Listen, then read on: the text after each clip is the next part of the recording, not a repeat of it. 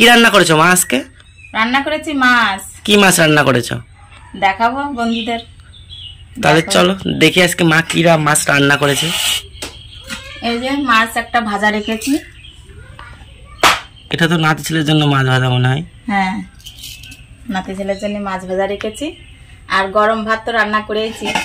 আজকে বেশি কিছু রান্না করিনি, শুধু এক মাছ রান্না করেছি। বেশি করে মাছ এনেছে তো ভাবলাম। দেখতে পাচ্ছ গরম ভাত।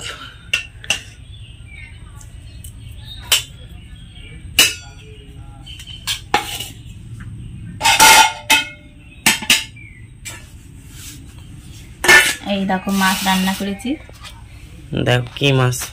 শুধু আলু দিয়ে রান্না করেছি। মাছ হচ্ছে গিয়ে রুই, কাতলা মাছ। রুই না, কাতলা মাছ। দেখো পিসাটা কত মোটা আর কত বড়। দেখো আজকে লঙ্কা চিড়ে মা রান্না করেছে, আলু আর লঙ্কা চিড়ে রান্না করেছে, বেশি কিছু রান্না করেনি আজকে। না, এত মাছ আবার ঝাল করলে পরে শেষে ওই ঝাল দিয়ে খেতে পারবে না। আর এক তরকারি রান্না করেছি যে একটু পাতলা ঝোল করব, তাহলে সবার খাওয়া হয়ে যাবে। তার জন্য পাতলা ঝোল করেছি লঙ্কা চিড়ে দিয়ে, কাঁচা লঙ্কা চিড়ে দিয়ে।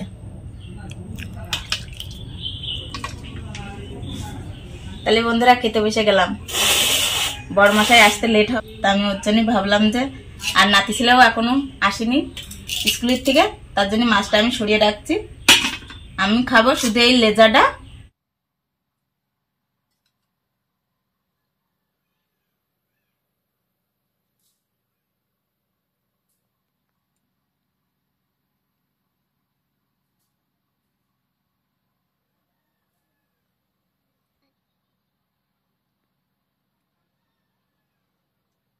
হেভি টেস্ট,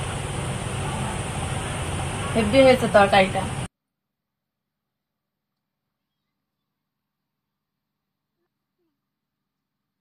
দেখো বন্ধুরা মাছটা কি সুন্দর, দেখো কি সুন্দর নরম হয়েছে মাছটা। মাছটা হেভি টেস্ট।